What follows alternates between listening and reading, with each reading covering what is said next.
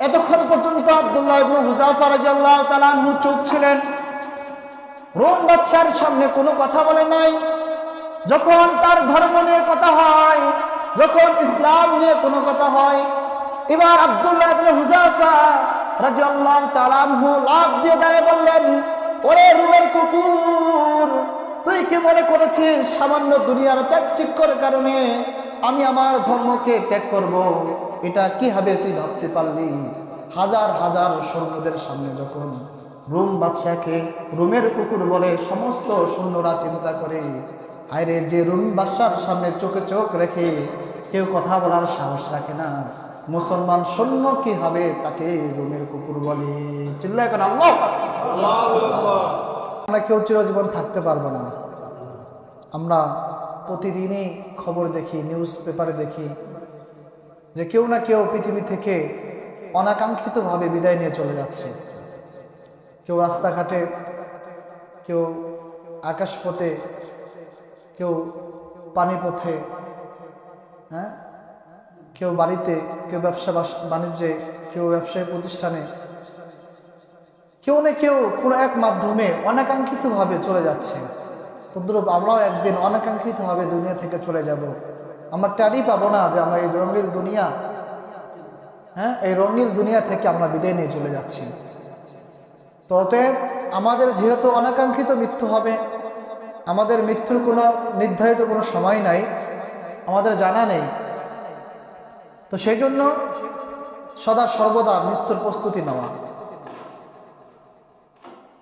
যেভাবে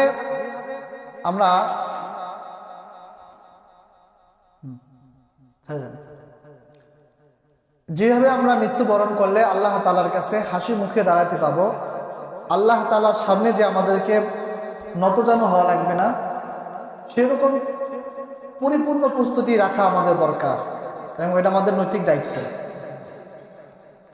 যদি আমরা সেরকম প্রস্তুতি না রাখতে পারি আর এই অবস্থায় যদি আমরা মৃত্যুবরণ করি, তাহলে আল্লাহ তাআলা আমাদের জন্য রাখছেন কঠিন শাস্তি,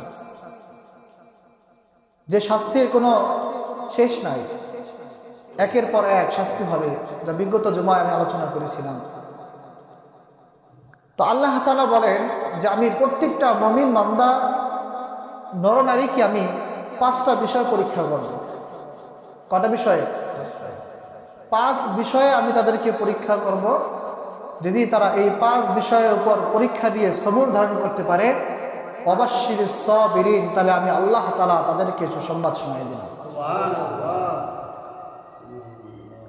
আচ্ছা, আপনারা বলেন তো, যদি আমাদের এলাকার কোনো চেয়ারম্যান যদি বলে, তোমরা যদি আমার কাজকে পরিপূর্ণভাবে আদায় করতে পারো তাহলে প্রত্যেককেই 5 লক্ষ করে টাকা পুরস্কার দিব, তাহলে বলেন তো ওই কাজের চাহিদা বেশি থাকবে না কম থাকবে? মানে এখন তার মূল টার্গেট থাকবে কি, যে কিভাবে চেয়ারম্যানের মনকে জয় করা যায়, চেয়ারম্যানের মন কিভাবে জয় করা যায়, তখন তার মূল প্ল্যানই থাকবে এরকম, খাওয়া দাওয়া, ঘুম, গোসল, ওইদিকে তার মনোবেশন থাকবে না।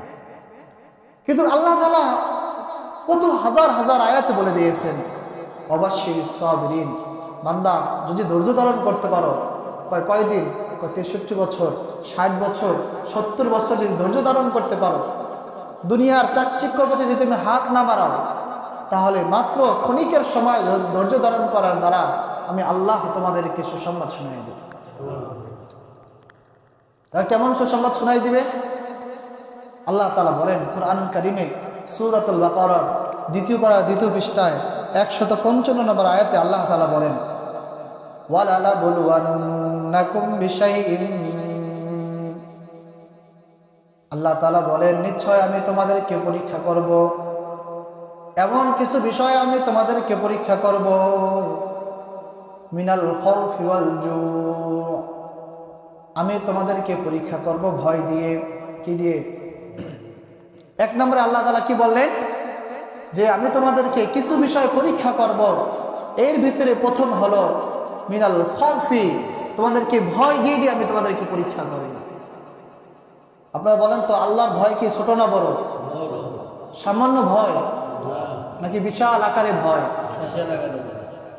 একজন মুমিনকে যখন ভয় দেখানো হয়, মুমিন সদা সর্বদা প্রস্তুত থাকে, যত ভয় বাধা আসুক কোনো পরিস্থিতিতে আমি ঈমান থেকে পিছপা হব না।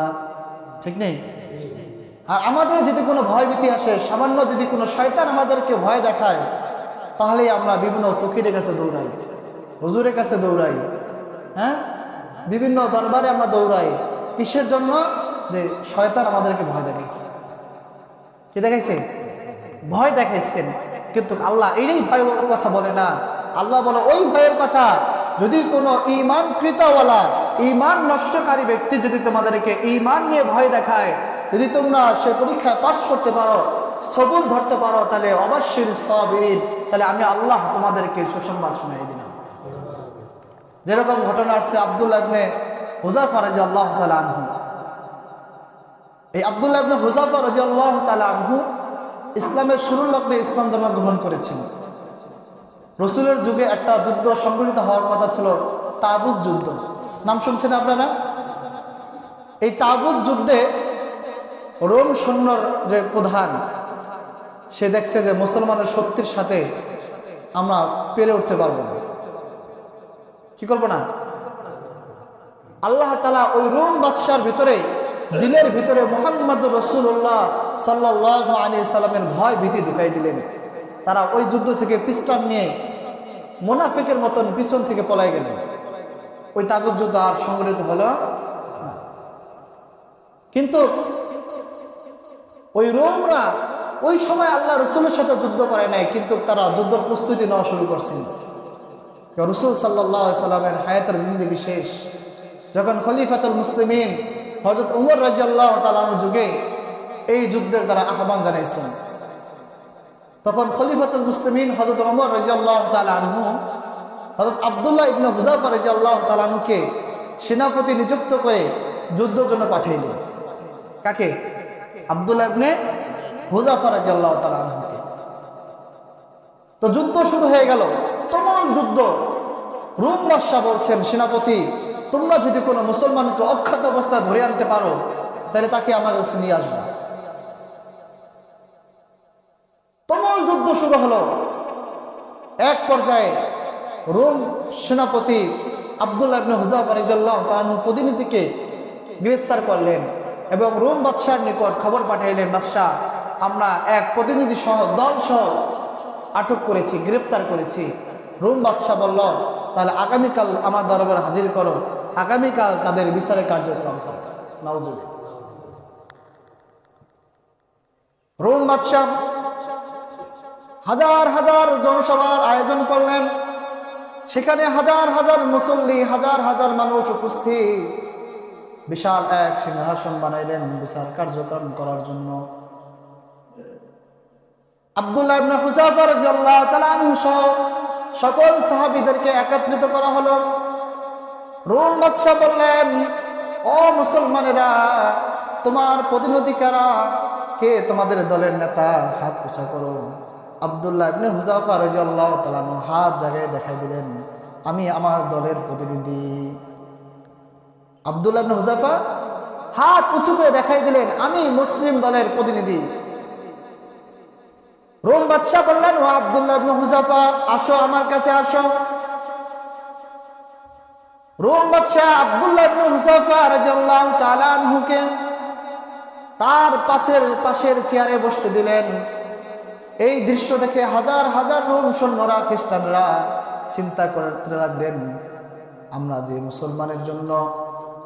যে মুসলমানের জন্য এত এত বছর দূরে দূরে থাকলাম, আমাদের বাদশা কিভাবে পারলেন একজন মুসলিম সৈন্যকে তার সাথে বসাইতে? রোম বাদশা এবার আব্দুল্লাহ ইবনে হুযায়ফা রাদিয়াল্লাহু তাআলা আনহুকে বললেন, ও আব্দুল্লাহ, আমি তোমাকে দুইটা অপশন রাখতেছি। তুমি যদি আমার এই দুই প্রস্তাব কবুল করো, আমি তোমাকে চিরতরে মুক্তি দিয়ে দিব। কয়টা প্রশ্ন? দুইটা। আমার এই দুইটা ইচ্ছা যদি তুমি কবুল করো, তাহলে আমি তোমাকে মুক্ত করে দেব। আব্দুল্লাহ ইবনে হুযায়ফা রাদিয়াল্লাহু তাআলা আনহু বললেন, কি আপনার দুইটা প্রশ্ন, কি আপনার দুইটা আবদার আমার কাছে বলেন। রোম বাদশা বললেন, আব্দুল্লাহ ইবনে হুযায়ফা, এক নাম্বার, আমার পক্ষ থেকে তোমার জন্য পুরস্কার শোনো। তোমাকে আমার এই রোম রাজ্যের অর্ধেক রাজ্যের মালিক তোমাকে আমি বানিয়ে দিব। আমার একটা কন্যা আছে, এই কন্যার সাথে তোমাকে বিবাহ দিয়ে দিব এবং তোমাকে আমি অনেক ভালোবাসবো, অনেক আদর আপ্যায়ন করব। আপনারা জানেন, যদি কোনো দলকে হেনস্থ করতে হয়, দলের প্রতিনিধিকে আগে যদি কায়েল করা যায়, তাহলে পুরো দলকে কতল করা যায়, ঠিক নেই? এবার ওই রোম বাদশা বলে, আব্দুল্লাহ, তুমি যদি আমার প্রস্তাব গ্রহণ করো, আমি এই রোম রাজ্যের অর্ধেক রাজ্যের মালিক তোমাকে বানিয়ে দিব, আমার কন্যার সাথে তোমাকে বিবাহ দিব এবং আমি তোমাকে অনেক ভালোবাসবো। আমি মারা যাওয়ার পরে আমার এই পুরা রোম রাজ্যের শাসক তুমি হবে। কিন্তু আব্দুল্লাহ, তোমার সাথে আমার সাথে একটা পর্দা আছে।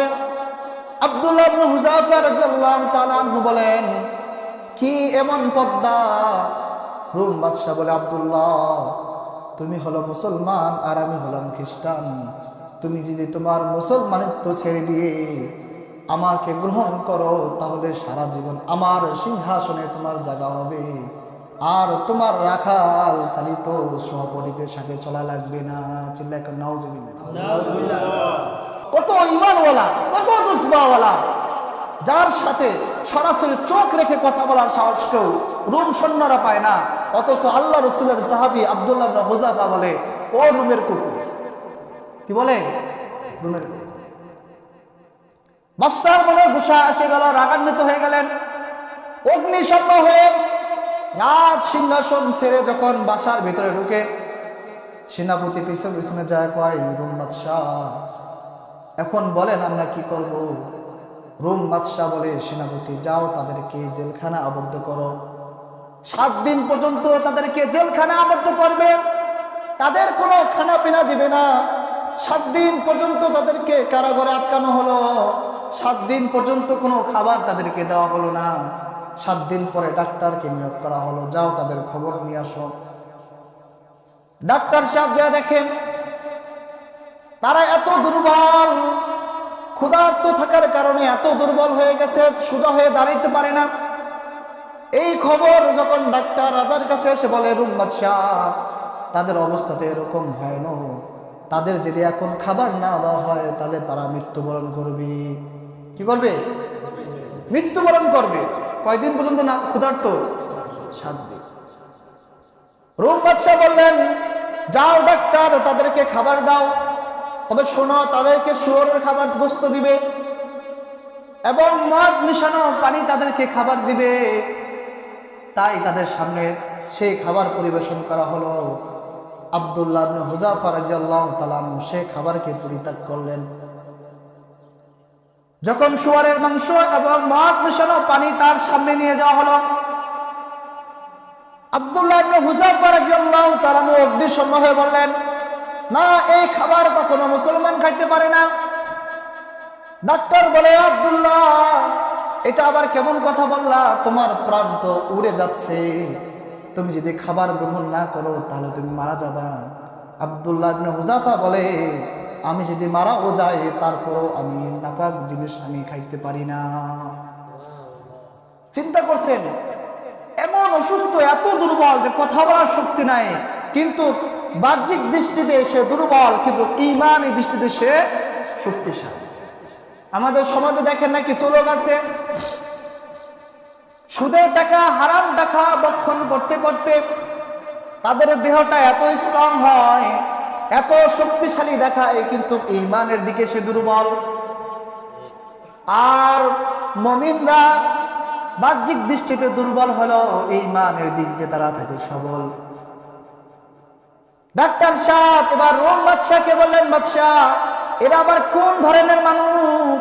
ক্ষুধার্ত থাকার কারণে তারা মৃত্যুবরণ করবে, কিন্তু খাবার খাইতে তারা রাজি না। রোম বাদশাহ বললেন, জল্লাদ, যাও যাও, এক পাতিলে গরম তেলকে গরম করো, তেলকে উত্তপ্ত গরম করো। জল্লাদ তেলকে গরম করলেন, আগুনে জ্বালাইলেন, সারা রাত্রভর তেলকে জাল দেওয়া হলো। যখন তেল টকবক টকবক করতেছে, তখন রোম বাদশাহ বলো, তাদেরকে নিয়ে আসো। সমস্ত সাহাবীদেরকে নিয়ে আসা হলো। সেখান থেকে একজন সাহাবীকে ধরে ওই তেলের উপর ছেড়ে দেওয়া হলো। সাথে সাথে ওই সাহাবী পুরা কাবাবের মতন হয়ে গেল। সেই সাহাবী হাসতে হাসতে আল্লাহর জান্নাতে চলে গেল। এরপরে জল্লাদ বললেন, এবার রোম বাদশা বললেন, আব্দুল্লাহ ইবনে হুযায়ফা, এখনো সময় আছে, আমার প্রস্তাবকে তুমি গ্রহণ করো। আব্দুল্লাহ ইবনে হুযায়ফা একদম চুপ রইলেন, কোনো কথা বললেন না।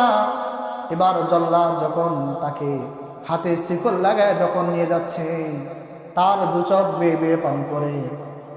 রোম বাদশার সেনাপতি বলেন, ও কাপুরুষ আব্দুল্লাহ ইবনে হুযায়ফা, এতক্ষণ তোমাকে প্রস্তাব দিল আমাদের বাদশাহ, তুমি যদি ইসলাম ধর্মকে ত্যাগ করো তাহলে তোমাকে রোম রাজ্যের অর্ধেক রাজ্যের তোমাকে মালিক বানিয়ে দেওয়া হবে।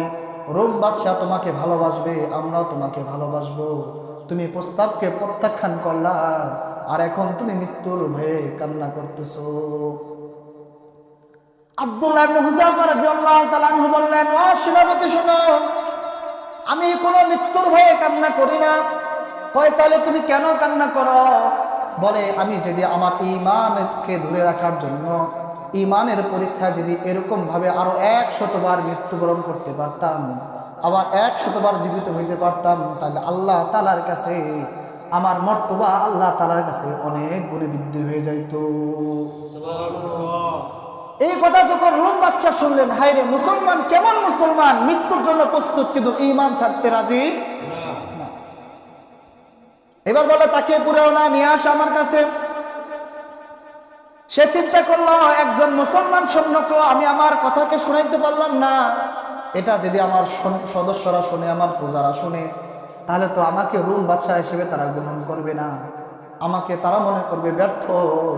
তাহলে নতুন একটা চাল হলো, ও আব্দুল্লাহ ইবনে হুযায়ফা, তুমি যদি আমার কপালে একটা চুমা দাও তাহলে আমি তোমাকে মুক্তি দিয়ে দিব। চিল্লাকুম সুবহানাল্লাহ। আব্দুল্লাহ ইবনে হুযায়ফা রাদিয়াল্লাহু তাআলা আনহুকে এতগুলো শর্ত শুনাই দিলেন। আব্দুল্লাহ ইবনে হুযায়ফা রাদিয়াল্লাহু তাআলা আনহু সমস্ত শর্তগুলো মুখ বুজে সহ্য করছেন। যখন বলছে তার কপালে চুমা দেওয়ার জন্য, আব্দুল্লাহ ইবনে হুযায়ফা রাদিয়াল্লাহু তাআলা আনহু বললেন, বাদশাহ, তোমার কপালে আমি চুমা দিতে পারি, একটা শর্ত আছে। এতক্ষণ শর্ত চলছে বাচ্চার, এখন শর্ত দেয় কে? আব্দুল্লাহ ইবনে হুযায়ফা বলে, বাদশাহ, তোমার কপালে আমি চুমু দেবো, একটা শর্ত আছে। কয়, কি শর্ত? কয়, তোমার কপালে আমি চুমু খাবো যদি আমার সমস্ত সহপাঠীগুলোকে আপনি মুক্ত করে দেন। বলছে, ঠিক আছে আব্দুল্লাহ ইবনে হুযায়ফা, তুমি আমার কপালে চুমু দাও, তোমার সমস্ত সহপাঠীদেরকে আমি মুক্ত করে দিব। কিতাবে আসছে, আব্দুল্লাহ ইবনে হুযায়ফা রাদিয়াল্লাহু তাআলা আনহু বাদশার কপালে একটা পর্দা দিয়া, কি দিয়ে? একটা পর্দা দিয়ে চুমু দেয়। এক চুমার বদৌলতে বাদশাহ সমস্ত সাহাবাদেরকে মুক্ত করে দেয়। তার মানে বোঝা গেল কি, আল্লাহ তাআলা কি বললেন? ওয়ালানাবলুওয়ান্নাকুম বিশাইইন মিনাল খাউফ। আল্লাহ তাআলা বলেন, নিশ্চয় নিশ্চয় আমি তোমাদেরকে কিছু বিষয় দিয়ে পরীক্ষা করব।